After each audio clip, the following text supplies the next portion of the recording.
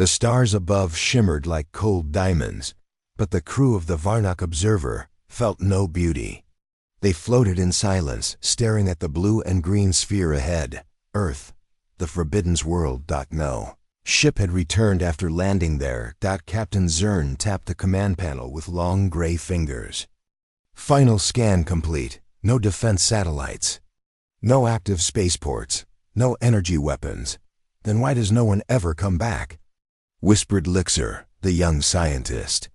He leaned closer to the glass. His skin glowed faintly from nervous energy. I still think the stories are false. Maybe their ships just crashed. Zern didn't answer. The silence on the bridge stretched. No one wanted to go, but the council had ordered it. Launch the scout pod. The captain finally said. With a soft hiss, the pod dropped from the belly of the cruiser and began its descent. Inside, Lixer clutched his research pad tightly. He'd studied thousands of planets. He'd walked on lava worlds, poison skies, ice-covered giants. Earth couldn't be worse than those, right? As the pod entered the atmosphere, turbulence slammed against it. Lightning crackled nearby, and clouds churned like angry waves. This storm wasn't on the scan. Lixer shouted. The II voice replied calmly, "This is Earth. Expect the unexpected." The pod hit ground hard. Lixer stepped out slowly, scanning the surroundings. He was in a dense jungle. Trees rose high above, vines twisted like snakes, and strange sounds echoed all around. He activated his helmet cam and sent a message. Day 1, no sign of human life. Temperature, hot. Air, breathable but thick. Life forms, aggressive. Possibly intelligent plants. He walked cautiously. A flower turned toward him and spat a dart. It missed, hitting a tree, which immediately began to bleed sap. That's not normal, he muttered. Behind him. Something moved. He turned fast. Nothing, but something was watching. Hours passed.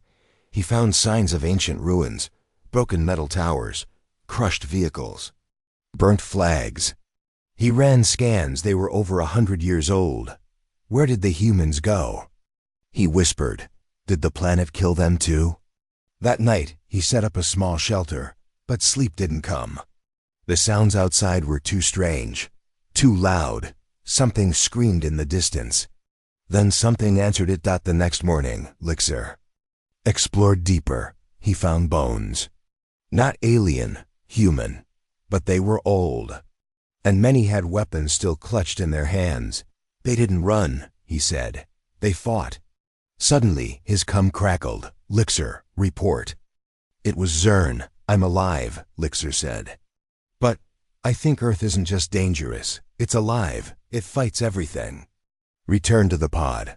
We're aborting. No, I need proof. 1 more hour. Be careful. Lixer continued. Walking, stepping over broken roads and rusted machines. He came to a wall of stone with human words carved into it. It read, "Turn back. This world doesn't forgive weakness." He touched the letters slowly. They knew what this planet was. A sudden noise behind him made him spin. A shadow moved between trees fast. Who's there? He called. A human stepped out. Female, dirty clothes, strong build, calm eyes. You're not supposed to be here, she said. Lixer's mouth opened. In shock. You're human? Some of us never left. Some of us can't. I thought your species vanished. We adapted. This world doesn't allow anything else. But your technology, your cities, they're all gone. She walked closer. We stopped building things that made us soft. Earth isn't like your worlds. Here, even the plants fight back. So we fought too, and we survived. Lixer backed away. I don't understand. You will, she said, if you stay long enough. Suddenly, a roar shook the jungle. Something massive was coming. She turned. Follow me, if you want to live. Lixer ran. They dove into an underground tunnel just as a giant beast smashed through the trees. It had claws like swords and eyes that glowed red. What is that? He gasped. Just the morning patrol, she said calmly. Patrol? She smiled. Earth tests you, every day, every night. It never stops. That's why your kind never returns. They die, or they change. Lixer looked at her, breathing hard. Why didn't you leave? You had ships. You had power. We had pride, she said. But Earth doesn't care about pride. It only respects strength. They climbed deeper into the tunnels. Lixer saw murals on the walls, paintings of battles. Humans fighting beasts, fires, floods, ice. Is this your history? She nodded. It's our training. Earth made us this way, and now we make sure it stays the same. They reached a chamber filled with old tech radios, drones, weapons. Are you going to kill me? He asked. No, she said. You're the first to ask questions. The others tried to control us, or the planet. She handed him a tablet. Send this to your ship. Show them what Earth really is. He activated the device. It showed videos humans surviving the impossible, swimming through fire, fighting without oxygen, laughing in pain. They enjoy suffering? He asked. No, she said. They just don't let it stop them. He looked up. Earth isn't just dangerous, it made danger, she nodded. And it made us. He sent the data. Then paused. What happens now? She smiled. Now you decide. Go back to your people, or stay and become something more. Lixer looked at the jungle above. The roars. The storms. Then he looked at her calm, fearless, alive. Maybe. I'll stay a little longer. That night, the Varnock observer waited in orbit. They received Lixer's message, but he never returned to. Captain Zern read the final line aloud. This isn't just a death world, it's the death world. He stared out at the planet and quietly ordered retreat. No more missions to Earth. Some places were not meant to be studied. Some were meant to be respected. The Varnock ship's Silent Claw hovered in high orbit, its metal body hidden behind the moon. Captain Nurex stood at the edge of the viewing deck, arms behind his back, staring at the quiet blue world below. They are extinct, yes? He asked. Doctor. Tell, the lead Xena historian stepped forward. Unclear. No signals, no flights, no planetary shield. All cities show damage. But life signs still flicker, small ones. Captain Nurex narrowed his eyes. Then we land and finish what they started. Tell hesitated. Finish? Yes, Earth was once a danger to the galaxy. But they destroyed themselves. We must ensure they don't rise again. But are we sure humans were the real danger? Tell asked carefully. Nurex didn't answer. He turned and walked away. Hours later, a small Varnock team landed quietly in the ruins of what was once a human city. Their boots crunched over shattered glass and rusted metal. Buildings were broken skeletons, streets cracked and filled with vines. Lieutenant Kor adjusted his scanner. No large movement. No humans, just animals, some mutated. Dr. Tell walked beside him, carefully studying carvings on a wall. What does it say? Kor asked. Tell read slowly. We fought each other. Then we fought the world. But the real war was survival. Kor frowned. Strange. The team split into two groups, moving deeper into the ruins. Tell and two guards entered an old building. Inside, they found shelves of books, half-burned pictures, and one cracked video screen. Touch the screen. It blinked to life. A woman's voice echoed from the past. If you're seeing this, we failed. But it wasn't war that ended us. It was Earth. Tell leaned in, breath caught. Play more. The video continued. This planet, it didn't forgive mistakes.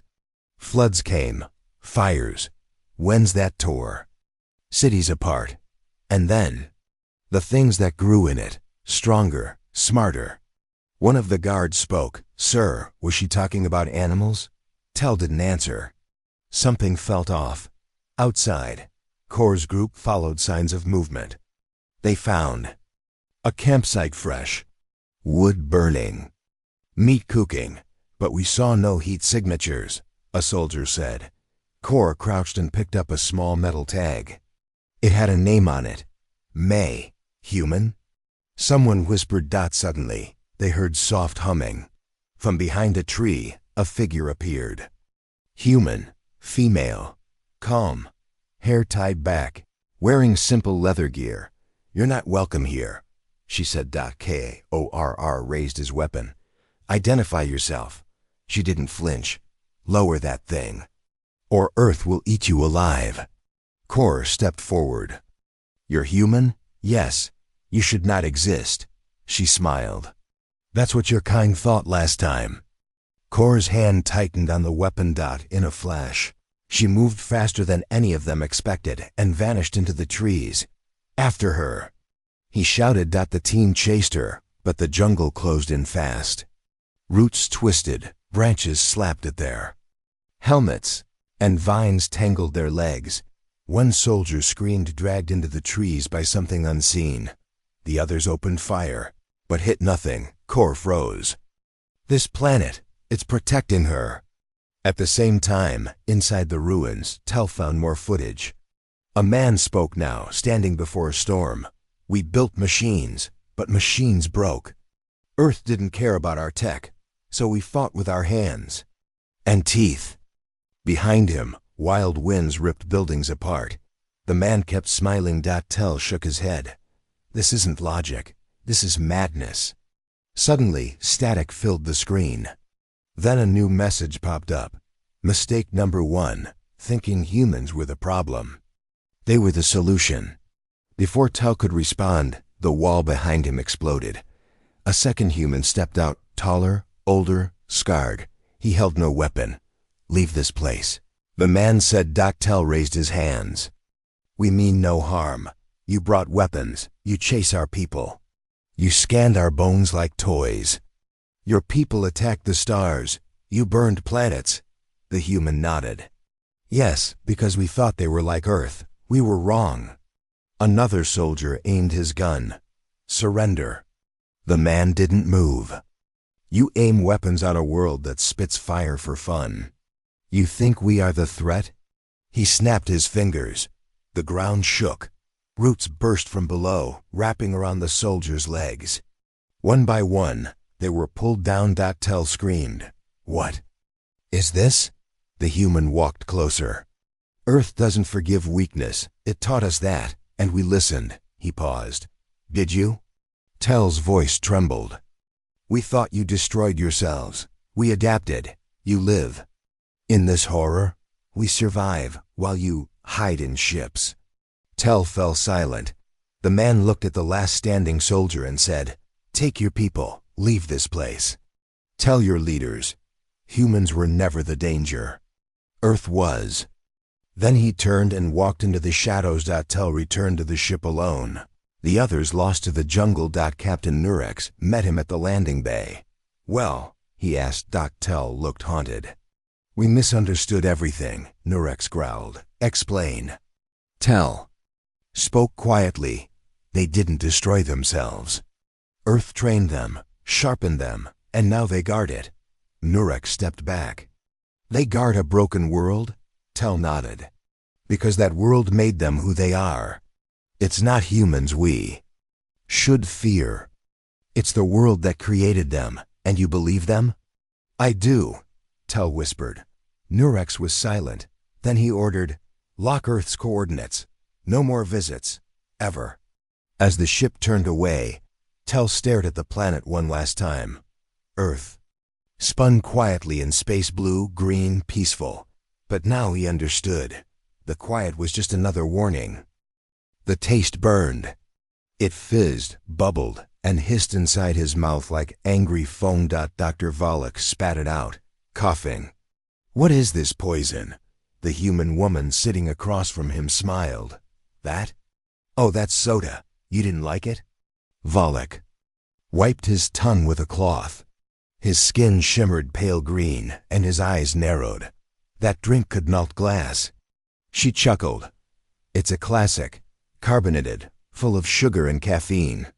We loved it. Valak stared at the half-empty can. On the table, the label read cola, bright red, cheerful, deadly, humans. Drank this regularly? He asked in disbelief. Some drank 6 a day. Valak's translator buzzed. He thought maybe it had misheard. 6 per day? Yep. She leaned back. Made us feel alive. Gave us a rush. Valak shook his head. He had come to Earth to study human biology, to understand how they had survived a Deathworld like this. But nothing made sense. He had seen their climate. Hot deserts. Icy storms. Rains that burned. Plants that spit acid. Insects that injected venom. And somehow humans lived among it all. Now he was learning that even their food was dangerous. I must record this, he said, activating his wrist scanner. This beverage contains phosphoric acid, high sugar levels, carbonation, and caffeine. On my planet, this is considered toxic waste. The woman grinned. You haven't even tried spicy chips yet. Valak stood up. No, thank you. I must return to my lab. He stepped outside the small cabin. The air smelled like smoke and flowers. The wind carried the scent of burned plastic. Somewhere in the distance, thunder rolled, though the sky was clear. Valak's assistant, Noro, waited by the transport pod. He looked nervous. You tried it, didn't you? Noro asked. Valak nodded. They drank acid, on purpose. Monsters, Noro whispered. Valak didn't respond. Instead, he opened his datapad. The latest log showed other findings. Humans swam in freezing waters, ate raw fish, drank something called energy drinks that had warning labels. They also inhaled smoke on purpose, called it smoking. Even their music was loud enough to rupture eardrums, and yet they smiled. They laughed. They survived, Valak typed into his report. Subject, human adaptation pain tolerance beyond logic. Survival appears tied to reckless behavior, pleasure through discomfort. Danger accepted as tradition. He stopped typing and looked up. Group of children ran past barefoot over sharp gravel. They were laughing, chasing each other, one holding a firecracker. It exploded in the air. None flinched. They trained from childhood, Noro said. Valak sighed. No, they enjoy it. Later that night, Valak was invited to a small human gathering. His host, an older man named Gregor, welcomed him with a grin. Come on in, Doc, you'll love this. Valak entered the backyard. There was fire, smoke, explosions. Is this a battle? He asked. Gregor laughed. No, this is barbecue. He pointed at a flaming grill. Meat sizzled, covered in thick black sauces. Valak scanned the smoke. That's full of carcinogens. Adds flavor, Gregor said. Someone handed Valak a drink. It glowed blue. He scanned it. This contains alcohol, sugar, and something called taurine. It's an energy cocktail, the woman from before said. Trust me, it's great. I would die, Valak whispered. Well, yeah, but we won't. Valak took a deep breath and sat near the fire. Gregor passed him a thin red stick. Hold this. Valak looked at it. What is it? Firework. You light it. It explodes. Why? Gregor shrugged. Because it looks cool. Valak stood slowly. Excuse me, I must get some air. He walked away from the fire, into the dark forest behind the house. The trees creaked.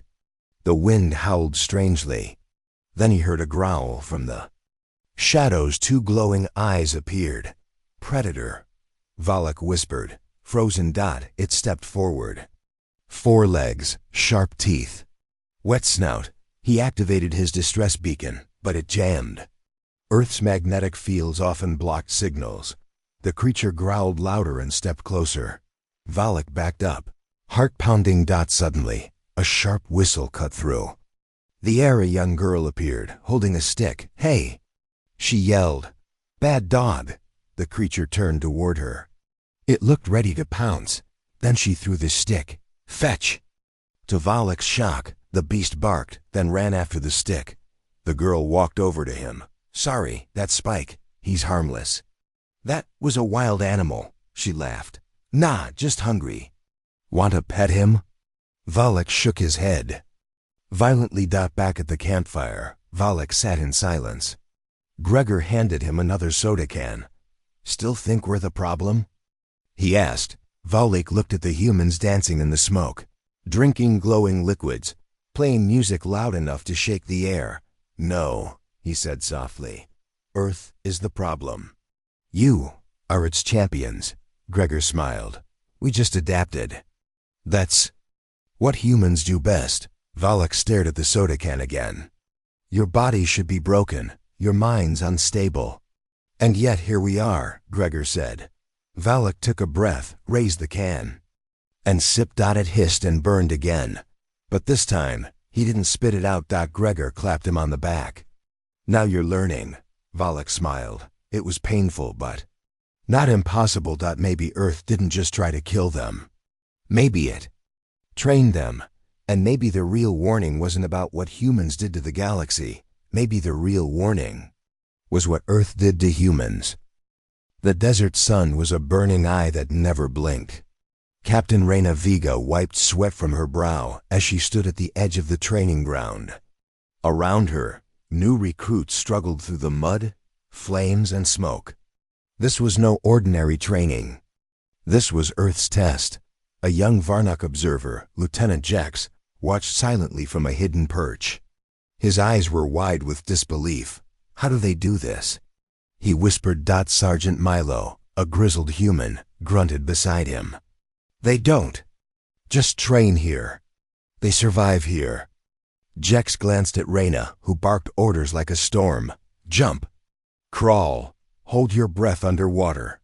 Her voice was fierce but calm. One recruit fell, choking. Another collapsed, but Reina didn't stop. She pushed the group harder. Jex asked Milo, "Why is this training so brutal?" Milo's eyes darkened. Because Earth is brutal. Out there in the wild, it's not fair. You fight or die. Jex shivered. But these recruits, they are punishing themselves. Milo smiled bitterly. You don't get it. Punishment? No, this is love. Earth teaches you to be a monster. And we thank it for that. Jex frowned. A monster? Yeah, Milo said. You get hurt, but you get up. You face pain like it's your best friend. You learn to take hits no one else can survive. Reina stopped the training and approached Jex. Her eyes were sharp, but there was respect. You're watching, she said. Good, but you don't understand what it takes. Jex nodded. I want to learn, Reina smiled thinly. Good. Let me show you. She led him to the river. The water was cold and rough. Swim across, she ordered. Jex hesitated. It looks dangerous. It is, but out there, danger is normal. If you don't learn to swim through storms, you drown. Jex swallowed his fear and plunged in. The current slammed him. Water filled his mouth and nose. He fought to reach the shore. Reina helped him out, cold and shivering. That was your first lesson, she said. Pain is temporary. Quitting is forever. Jex looked at her. But why? Why push so hard? Reina's eyes softened. Because this world demands it. We don't live safe. We live ready. She led him to a field filled with strange machines. Soldiers were climbing walls, jumping over fire, and running through smoke. Watch the Marines, she said. They are Earth's monsters. One soldier caught Jex's attention, a young woman with scars and a smile. She carried a heavy pack and ran without stopping. Who is she? Jex asked. That's Sergeant Aina, best in her unit. Lost an arm, still fights. Jex shook his head. How? Reina laughed. Humans don't give up, that's how. Suddenly, a loud explosion echoed. Training's over, Reina said. Time to show if you're ready. Jex's heart pounded. He watched recruits race toward the smoke. One by one, they faced challenges. Firewalls, electric shocks, and crawling through mud. Jex whispered, "They are crazy." Reyna answered, "No, they're survivors." That night, Jex sat with Reyna by the campfire. "Tell me," he said, "how did Earth make you so strong?" Reyna looked into the flames. "Earth isn't kind," she said. "It takes your weakness and breaks it. If you survive, you become something new." She smiled darkly. "We call that becoming a Marine." Jex nodded slowly. "But what about peace? Why not build safer worlds?" Reyna's eyes burned. "Because peace is a lie. Out there, the galaxy waits to crush the weak. We don't get mercy." She leaned close. "On Earth, we don't just survive. We fight like monsters. We fight to win." Jex felt a chill. "Your people fear humans because they think we are cruel," Reyna said. "But really, we're just prepared." Jex sat back, thinking, maybe Earth trains monsters. He said quietly, "But maybe monsters are exactly what this galaxy needs." Reyna smiled. "You're starting to understand." The silent claw hovered low over a forest that looked peaceful from space. But the Varnock crew knew better. Lieutenant Jex peered out the window, eyes sharp. "Commander, sensors are acting strange," he said. "Magnetic fields are fluctuating, Commander." Nurex frowned.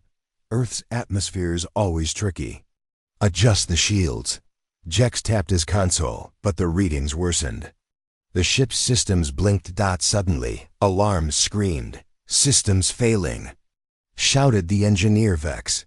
The ship shook violently. Nurex gripped the railing. "Report! All power to stabilizers," Vex cried. "But we're losing control." Outside, the dense forest rushed up fast. "Prepare for emergency landing," Nurex ordered. The ship crashed through the trees, breaking branches, shaking the ground. Jex held his helmet tight as they tumbled into a clearing. When the dust settled, the crew scrambled out, shaken but alive. Nurex looked around. "Our tech failed us." Vex gritted his teeth. "Earth's magnetic storms interfere with our systems. We can't rely on machines here." Jex stared at the forest, where strange noises echoed. Suddenly, a screech pierced the air. "Get ready!" Nurex shouted. From the trees burst a creature tall, with armored skin, claws sharp as blades. It charged. The crew opened fire, but their weapons sputtered. Energy dampened. Vex yelled. The creature was on them before they could react. Jex was thrown back. His armor cracked. The others fought hard, but more creatures came. Nurex called for retreat. They ran to the ship wreckage. "Tech fails," Jex panted. "Earth fights back with everything." Nurex nodded. "This planet is a living weapon." That night, around a fire made from broken parts, the crew was quiet. Nurex said, "We underestimated Earth. Our machines are useless here. We must learn to fight without them."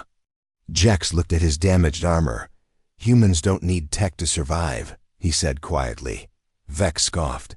"They have their own machines." "But there's work here," Jex replied. Nurex looked thoughtful. "Then their strength is not just in tools, it's in themselves." Suddenly, a figure appeared from the shadows. It was Reyna Vega, the human Marine. She smiled. "Welcome to Earth." Jex stood. "How do you fight without your machines failing?" Reyna laughed. "We don't depend on machines. We depend on our bodies, our training, our will." She gestured to the dark forest. "That place chewed your tech. It doesn't care if you're smart or strong. It just breaks what you bring." Nurex frowned. "How do you survive?" Reyna's eyes gleamed.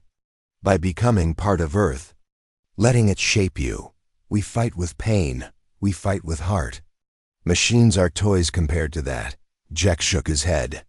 "This is madness," Reyna grinned. "Maybe, but it works." Suddenly, a loud crash echoed. More creatures approached. Reyna drew her weapon. "Time to teach you what Earth means."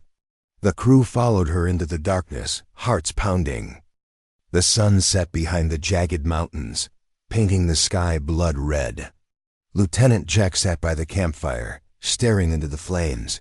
His mind was heavy. Today had been like no other. Commander Nurex approached quietly. "You seem troubled." Jex looked up. "I keep thinking about what I saw today. The humans, even their weakest, still fight better than our best soldiers."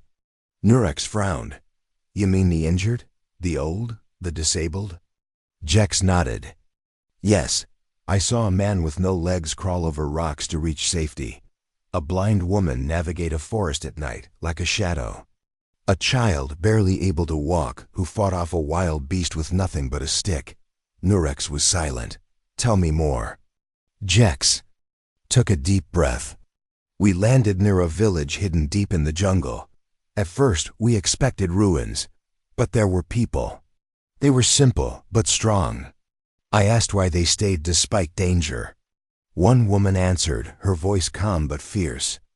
Because we fight. If we don't, Earth forgets us." Jex thought about that. Earth demands strength from all. Not just the strong, but the weak too. Nurex looked away. "Our soldiers train for power, for weapons and machines, but maybe we have it wrong." Jex added, "The humans don't rely on machines or strength. Alone, they have something else. A will, a fire." Nurex studied the flames. "I always believed technology would win wars. Now I wonder if spirit does." Suddenly, a noise came from the shadows. A frail figure emerged. It was a human, walking with a cane, scars crossing her face. "Reina Vega," she smiled. "You're learning fast." Jex asked, "How do your weakest survive here?" Reina's eyes softened. "Because weakness is only a word. Here, survival is."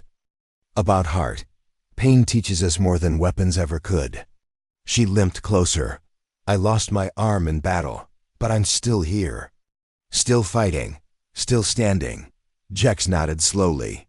"I saw a blind man kill a predator today." Reina laughed. Softly, "Our senses sharpen when one fades. Our minds grow stronger when bodies fail. Earth forces us to adapt or die." Nurex said, "We are proud of our technology. But maybe your strength lies beyond what we can build." Reina's smile was fierce. "You're beginning to see. Humans aren't born strong. Earth makes us strong." Suddenly, distant howls echoed. The night was not safe. Reina rose. "Come, you'll see what true strength means." They moved into the dark jungle, the weak and the strong, all fighting to survive. The camp was quiet under the moonlight. Lieutenant Jack sat on a log, his eyes fixed on the burning embers. The fire flickered, casting strange shadows on the faces of the humans around him. They were quiet too, but he could feel their strength. Reina Vega leaned forward. "You want to know what Earth did to us?" Jax nodded slowly. "Yes, we have heard stories, but I want the truth." She took a deep breath. "Earth is not just a planet, it's a teacher. A harsh one. It beat us down, broke us, and then built us back stronger." "How?" Jax asked, curiosity burning inside. Reina smiled faintly. "The storms that could rip your skin off. The animals that hunt in packs, smarter than any machine. The plants that poison with a touch. The ground that swallows you whole. Earth showed us what fear is." Jex listened carefully. "For centuries, we tried to fight Earth with weapons. Machines, walls. But Earth didn't care. It destroyed everything we built. We lost many, cities fell, families died." Her eyes darkened. "We had a choice, to run away or to change." "And you chose to change?" Jex whispered. Reina nodded. "We learned to listen to Earth, to let it teach us pain, hunger, fear. We learned to love the struggle." She looked around at the tired faces. "Earth made us survivors. Not just fighters, but monsters." Jex swallowed hard. "Monsters?" Reina shrugged. "We don't get softer here. We get harder. The weak don't die quickly. They learn fast. They fight longer." One man, old and scarred, spoke up. "I was once broken. I lost my family, my home, but Earth kept me alive. It taught me to hate pain, but to use it, to turn it into strength. Jex looked at the man with respect. So Earth is not our enemy? No, Reyna said firmly. Earth is our maker. Suddenly, a distant roar broke the calm. The humans tensed. Reyna stood. That is the sound of the wild, the last test. Jex stood with them. What will happen? You face the wild, Reyna said. It decides if you live or die. Jex swallowed. The firelight flickered in his eyes. As the night grew darker, Jex realized the truth. Earth did not just challenge them. Earth changed them into something new. Something stronger. And that strength was why no one else could survive. Here, the vast blue planet spun slowly beneath the stars. From the orbiting Varnock ship, Silent Claw, the Earth looked calm, almost inviting. But the crew knew better. Captain Nurex stood at the viewing deck, his jaw tight. Lieutenant Jex approached. Quietly, Captain, the data is clear. This isn't just a death world, it's the death world. Nurex didn't answer. His eyes held a deep worry. We came thinking humans were the problem, Jex said. But Earth itself, it is the true force. The true danger.